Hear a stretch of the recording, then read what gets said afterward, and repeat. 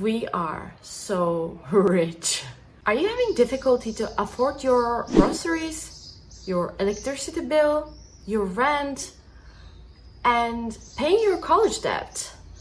Well, that's bizarre because the world has never been so rich before. We have so much money. Hi guys, my name is Irem. Thank you for being here in my channel. Today's video we will talk about money.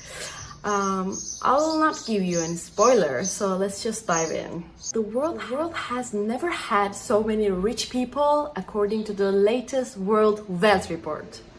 Global fortune surged in 2024. Number of billionaires in recent years has increased dramatically. That means new members of Rich Dudes team is growing. Interesting, right? Wow. But yesterday, my colleagues and I were discussing about problems regarding the fund cutting in the United States in education, healthcare, Harvard University. I'm so sorry for that. Climate funds, money going to NGOs. In some EU countries as well, job layoffs and climate funds. I also come across with so many similar posts on LinkedIn shared by many non-profit leaders stating the difficulty of accessing the funds, not only in the United States but globally in the recent years. And even so many layoffs or pausing vacancies. Oh my god, the budget of the United Nations was reduced by the United States. I've also heard that they paused so many vacancies as well. And the withdrawal from the World Health Organization. I wasn't expecting this. No funds, no resources. That's a common excuse we keep hearing about. But statistics say that we have so much money. We do have technology. All the things that leveled up human life. Robots, healthcare, housing, I mean all. What's happening? Here we are at the point where we need to ask the question, where does the money goes and where it comes from? Published ahead of the World Economic Forum in Davos, the report titled Takers Not Makers said billionaire wealth soared by $2 trillion in 2024, growing 3 times faster than the previous year. While the richest 1% now own 45% of the global wealth, 44% of humanity lives on less than $6 per day, and global poverty rates have been barely changed since 90s, the report said. The rich is getting richer. Last year, we saw the emergence of 204 new billionaires, with total billionaire wealth increasing by $2 trillion in 2024. So yes, there's a huge pie on the table. We see that. But the question is, who is taking those slices and how they share it? Well, this story can be called like wealth of a tiny few.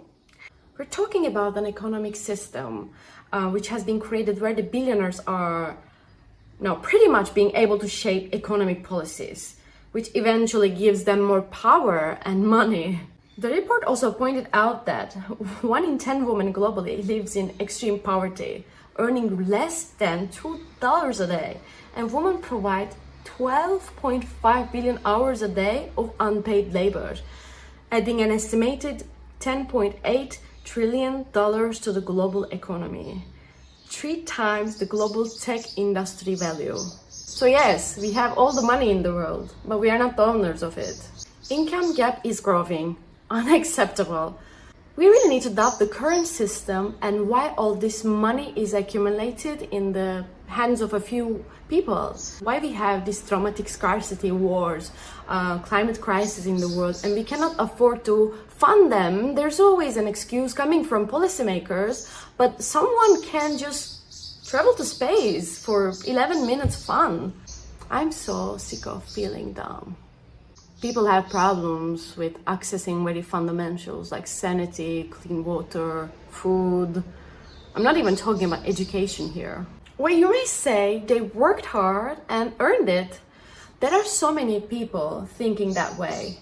But I'll tell you why this is not convincing for me. Number 1, hard work isn't the issue, but the system is. If billionaires work hard, so do nurses, farmers, delivery drivers, even you work hard. And maybe often with longer hours and physical strain. The issue isn't effort. It's how a system rewarding the effort and the ownership. Second, billionaires don't earn their wealth, they accumulate it. Most billionaire is not coming from salary. It's from stocks, assets, inherited capital, things that grow passively over time. Also, those are taxed less. Many top billionaires pay lower tax than my grandmother, than you, than the truck driver. Well, that's not fair. It's a loophole. 3, billionaires are not just rich, they are systematically powerful. Believe me, they can purchase laws, policies, influence. They can purchase media and public opinion. Oh God. Look at Twitter, how polarized it is. It's purchased by a millionaire. A couple of weeks ago, I was in Brussels joining a civil society event, and we had a visit to headquarters of Google and some other companies in Brussels, and talking about lobbying industry and their influence on EU decision making. Well, it's crazy. You have no idea what money can purchase, even in democracies. Yeah.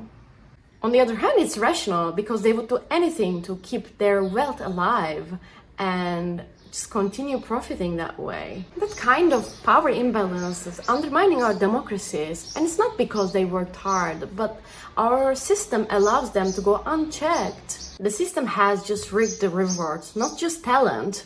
In tech, finance and pharma, a lot of billionaire wealth is built on monopolies, public subsidies or exploitation.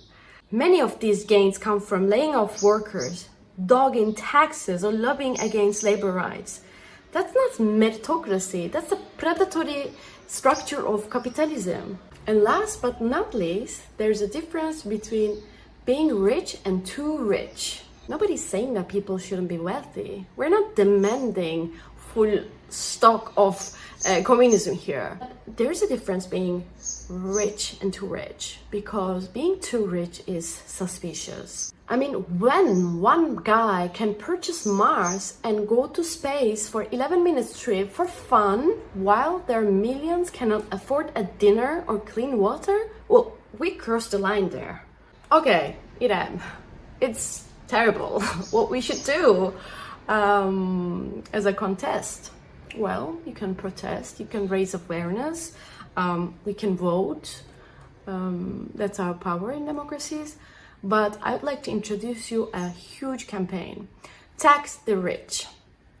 So I'll tell you about it. Tax the Rich campaign. Back it up with numbers and let's calculate. A small tax, just 2% on billionaires' wealth, could raise $250 billion every year globally.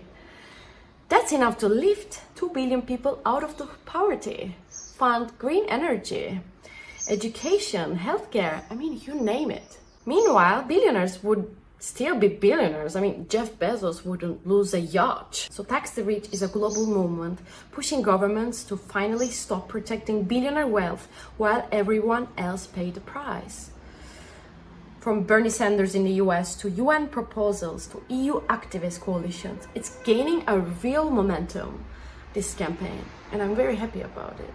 And okay, here's my part. You know, I'm a climate advocate. It's my time to influence you, right here, right now. Well, I'm calling you to action. I'll drop you a few links of this campaign shared by so many global civil society organizations, and I request you to give a signature. Share this video or the links, and the links. You can have a conversation about that with a friend or a family member and tag your reps, demand the billionaire tax. And stay informed. That's so important because we are living in a dirty media era, literally, and it's so easy to get doomed by so many fake news and manipulation. Especially, we do know who is holding the global media today. That's my entire suggestion, and thank you so much for being here, watching it, and see you in the next episode. Thank you. Bye.